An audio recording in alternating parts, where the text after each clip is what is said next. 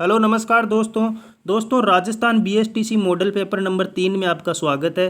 दोस्तों इससे पहले मॉडल पेपर नंबर 1 और 2 हम पहले ही पढ़ चुके हैं। अगर आपने वो मॉडल पेपर नहीं देखे हैं तो पहले आप प्लेलिस्ट में जाइए, वहाँ पे आपको फोल्डर मिलेगा राजस्थान बीएसटीसी मॉडल पेपर, तो आप वहाँ पे वो मॉडल पेपर देख सकते हैं। और चलिए दोस्तों आज के अपने नंबर 3 मॉडल पेपर की हम शुरुआत करते हैं। वीडियो की शुरुआत करने से पहले अगर आप हमारे चैनल पर नए हो तो एक बार चैनल को सब्सक्राइब कर देना और बने रहना हमारे वीडियो के साथ में शुरू से लेकर लास्ट तक।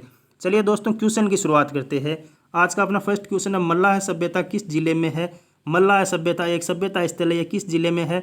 ऑप्शन में है धौलपुर, भरतपुर, करौली या सवाईमाधोपुर। तो दोस्तों मल्लाह सभ्यता राजस्थान के भरतपुर जिले में है। किस जिले में है? भरतपुर जिले में है। बी ऑप्शन इस क्वेश्चन का राइट आंसर हो जाएगा। नेक्स्ट क्वेश्चन है, कालीबंगा सभ्यता की खोज किसके द्वारा की गई?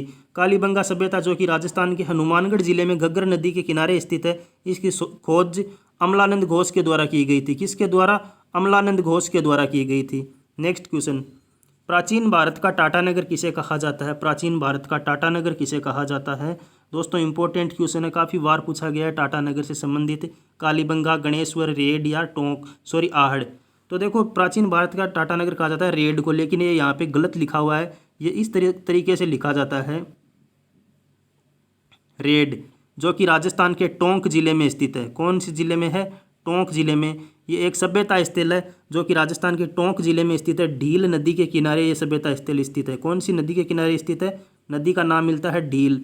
ढील नदी के किनारे रेड सभ्यता स्थल राजस्थान के टोंक जिले में स्थित है, जिसे प्राचीन भारत का टाटानगर कहा जाता है। पॉइंट क्लियर हो गया, तो हम आगे बढ़ते हैं दोस्तों।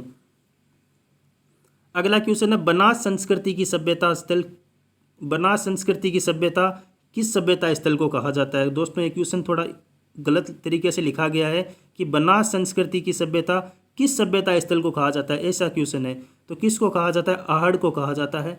आहड़ को कहा जाता है, जो कि राजस्थान के उदयपुर जिले में आयड़ी नदी के किनारे स्थित है। आगे क्वेश्चन है, महाराणा प्रताप का जन्म किस स्थान पर हुआ था? दोस्तों महाराणा प्रताप का जन्म हुआ कब था? तो महाराणा प्रताप का जन्म हुआ था 9 मई 1540 को। कब हुआ था? 9 मई 1540 को। 9 मई 1540 को महाराणा प्रताप का जन्म हुआ था राजसमंद जिले के कुंभलगढ़ दुर्ग में। कौन से दुर्ग में हुआ था? तो कुंभलगढ़ दुर्ग में हुआ था। बी ऑप्शन इस क्वेश्चन का राइट आंसर हो जाएगा। नेक्स्ट क्वेश्चन है, मेवाड़ की किस रानी ने मुगल बादशाह हुमायूं को राखी भेजी थी? दोस्तों ये क्वेश्चन भी काफ़ी बार पूछा गया है कि किस रानी ने हुमायूं को राखी भेजी थी। दोस्तों पहले आप ये बताओ ये रानी थी किसकी? तो दोस्तों ये रानी थी राणा सांगा की रानी थी, जिनका नाम मिलता है कर्मावती। क्या नाम मिलता है? कर्मावती। ए ऑप्शन में है। ए ऑप्शन इस क्वेश्चन का राइट आंसर हो जाएगा। रानी कर्मावती ने मुगल बादशाह हुमायूं को राखी भेजी थी। आगे क्वेश्चन है, जयपुर की स्थापना किसने की थी? जयपुर की स्थापना किसने की थी? आपको पता होना चाहिए। जयपुर की स्थापना सवाई जय सिंह ने की थी। किसने की थी? सवाई जय सिंह ने की थी।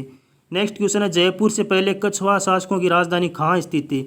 जयपुर से पहले इन लोगों की राजधानी, जयपुर से पहले, तो जयपुर से पहले इनकी राजधानी दोस्तों थी आमेर में। कहाँ थी? आमेर में। नेक्स्ट क्वेश्चन, रणथंभौर के चौहान राजवंश का संस्थापक किसे कहा जाता है? रणथंभौर का जो चौहान राजवंश है उसका संस्थापक किसे कहा जाता है? दोस्तों रणथंभौर के चौहान राजवंश की स्थापना हुई थी 1194 में। 1194 में इस राजवंश की स्थापना होती है रणथंभौर में। किसने की थी? गोविंद राज प्रथम के द्वारा चौहान राजवंश की स्थापना की गई, जो कि पृथ्वीराज चौहान के क्या हुआ करते थे? पोते हुआ करते थे। गोविंद राज प्रथम, इन्होंने 1194 में रणथंभौर में चौहान राजवंश की स्थापना की थी। कुतुबुद्दीन ऐबक के सहयोग से इस राजवंश की स्थापना की थी इन्होंने, ऐसा कहा जाता है दोस्तों। नेक्स्ट क्वेश्चन है, मेवाड़ के किस शासक की हत्या चाचा व मेरा ने की थी? मेवाड़ के किस शासक की हत्या चाचा और मेरा ने की थी? तो किसकी की थी? मोकल की थी। राणा मोकल की हत्या चाचा व मेरा ने की थी। नेक्स्ट क्वेश्चन, मेवाड़ के किस शासक ने चित्तौड़ के दुर्ग की मेवाड़ के किस शासक ने चित्तौड़ के दुर्ग की अभियान शेरशाह सूरी के पास? दोस्तों ये क्वेश्चन गलत तरीके से लिखा गया है। देखो कि यह क्वेश्चन इस तरीके से है, मेवाड़ के किस शासक ने चित्तौड़ के दुर्ग की, यहाँ पे अभियान गलत लिखा हुआ है, अभियान की जगह चाबियां है। क्या है? चाबियां। मेवाड़ के किस शासक ने चित्तौड़ के दुर्ग की चाबियां शेरशाह सूरी के पास भिजवाई थी? ये क्वेश्चन इस तरीके से है दोस्तों। तो किसने भिजवाई थी? तो ये भिजवाई थी उदय सिंह ने। ए ऑप्शन इस क्वेश्चन का राइट आंसर हो जाएगा। आगे क्वेश्चन है, कलयुग का करण किसे कहा जाता है? कलयुग का कर्ण किसे कहा जाता है? तो कलयुग का कर्ण लूणकर्ण को कहा जाता है, लूणकर्ण को, जो कि बीकानेर के शासक हुआ करते थे।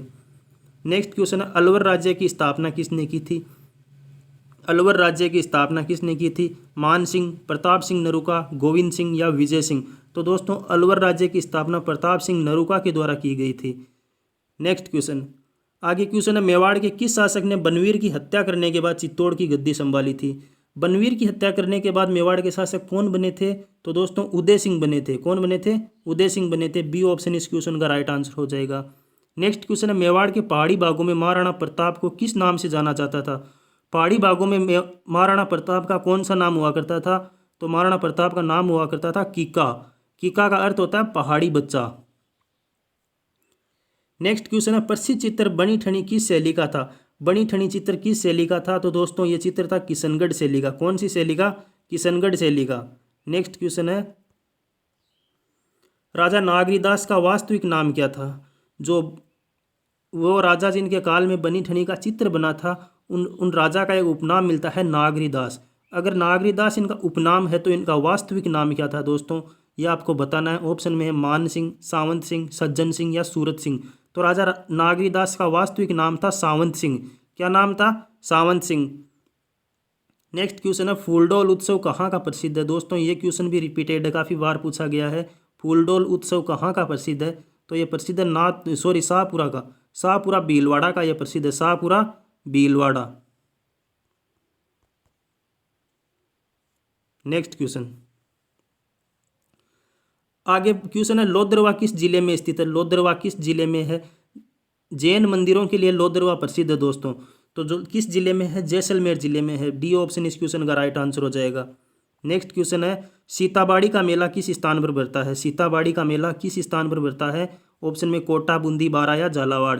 तो दोस्तों सीताबाड़ी का मेला राजस्थान के बारा जिले में बढ़ता है। कौन से जिले में बढ़ता है? बारा जिले में। आगे क्वेश्चन है, कपिल मुनि का आश्रम कहाँ स्थित है? दोस्तों ये क्वेश्चन भी काफ़ी बार पूछा गया है कि कपिल मुनि का आश्रम कहाँ स्थित है। ऑप्शन में मुकाम, कोलायत, गजनेर या बीकानेर। तो दोस्तों कपिल मुनि का आश्रम कोलायत में स्थित है, कोलायत में। और कोलायत राजस्थान के बीकानेर जिले में स्थित है। देखो कपिल मुनि का आश्रम कोलायत में है, लेकिन कोलायत बीकानेर जिले में है। ये भी आपको ध्यान में रखना है। आगे क्वेश्चन है, अग्नि नृत्य किसकी आराधना में किया जाता है? अग्नि नृत्य किसकी आराधना में किया जाता है? ऑप्शन में जसनाथ जी, जाम्बो जी, पीपा जी या हरिराम जी। तो दोस्तों अग्नि नृत्य किया जाता है जसनाथ जी की आराधना में। कहाँ पे किया जाता है? तो कतरियासर गांव बीकानेर में किया जाता है। कौन सा गांव है? कतरियासर।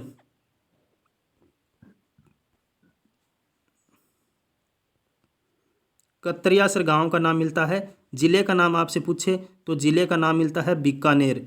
कौन सा जिला है? कतरियासर गांव बीकानेर में अग्नि नृत्य जसनाथ जी की आराधना में किया जाता है।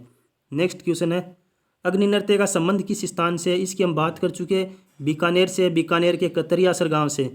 नेक्स्ट क्वेश्चन है, पक्षी शैली किस चित्र शैली को कहा जाता है? कि वो शैली जिस शैली में सर्वाधिक चित्र पक्षियों के बने थे, कौन सी शैली थी दोस्तों? जयपुर थी, कोटा, बूंदी या बीकानेर? इनमें से आपको बताना है। तो दोस्तों बूंदी शैली को पक्षी शैली कहा जाता है। कौन सी शैली को कहा जाता है? बूंदी शैली को।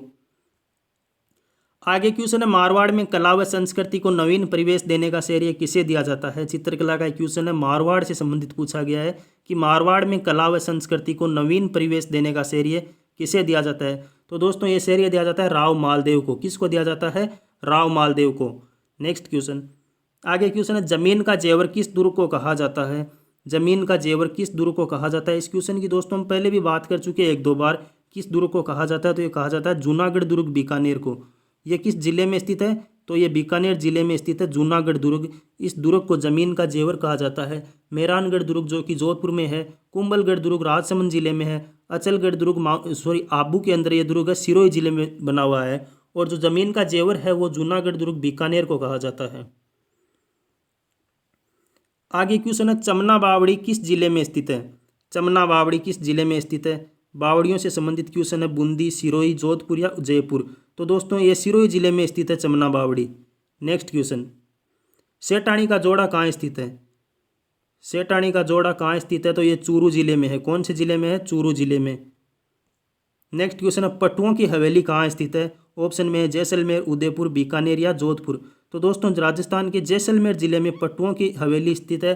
इसका निर्माण जैसलमेर के एक सेठ हुआ करते थे जिनका नाम मिलता है गुमान चंद भापना, उनके द्वारा पट्टुओं की हवेली का निर्माण करवाया गया था। नेक्स्ट क्वेश्चन है बागौर की हवेली कहाँ स्थित है। बागौर की हवेली ऑप्शन में है भीलवाड़ा, उदयपुर, प्रतापगढ़ या देवगढ़। दोस्तों जो बागौर कस्बा आता है वो राजस्थान के भीलवाड़ा जिले में है, लेकिन जो बागौर की हवेली है वो भीलवाड़ा में नहीं है। वो बागौर की हवेली है कहाँ पे, तो बागौर की हवेली है राजस्थान के उदयपुर जिले में। कौन से जिले में है, उदयपुर जिले में, यह आपको ध्यान में रखना है।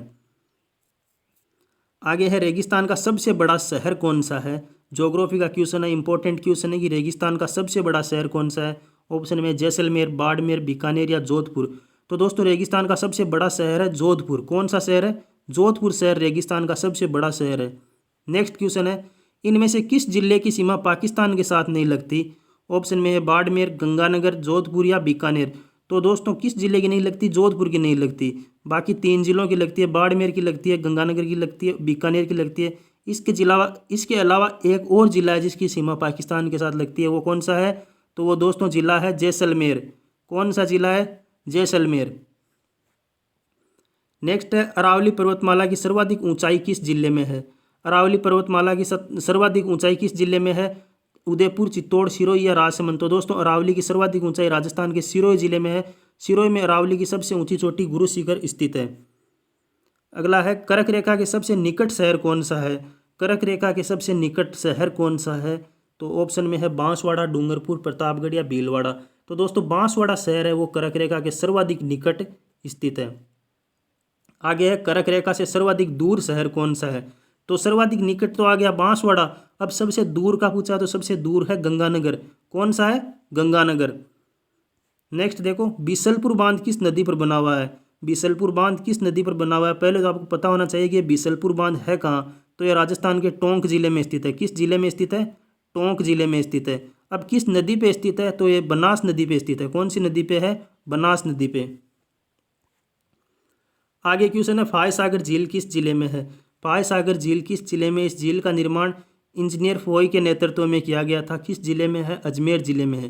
किस में है, अजमेर में। एक झील और स्थित है जिसका निर्माण अरनोजी चौहान के द्वारा किया था, आनाजी चौहान ने निर्माण करवाया था। उस झील का नाम मिलता है आना सागर झील, ये भी आपको पता होना चाहिए।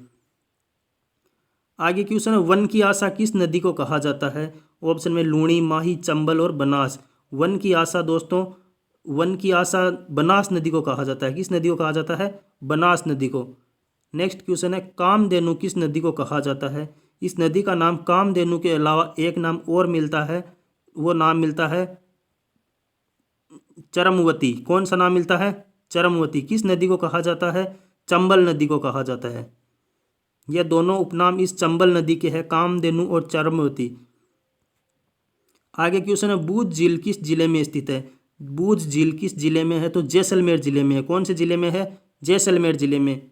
नेक्स्ट क्वेश्चन है गैप सागर झील किस जिले में। दोस्तों ये इंपॉर्टेंट है, ये काफ़ी बार पूछा गया है। गैप सागर झील किस जिले में है। ऑप्शन में है उदयपुर, बांसवाड़ा, डूंगरपुर या जयपुर।